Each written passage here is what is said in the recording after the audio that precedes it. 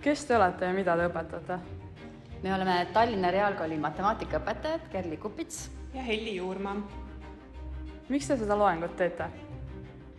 Me arvame, et see loeng sobib sellele konverentsile. Seal on ennastjuhtiva õppija, koostöise õpetamise ja õppe diferentseerimise teemad läbi põimitud.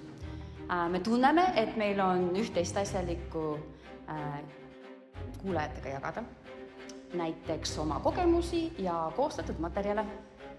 Aga mida sellel loengul kuulda ja näha saab?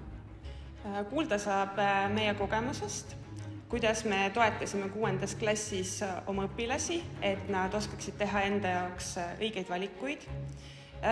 Aitasime tõsta nende enesekindlust matemaatikaga tegelemisel ja ma arvan, et me aitasime neid edasi sellel huvitaval ennast juhtiva õppija teekonnal.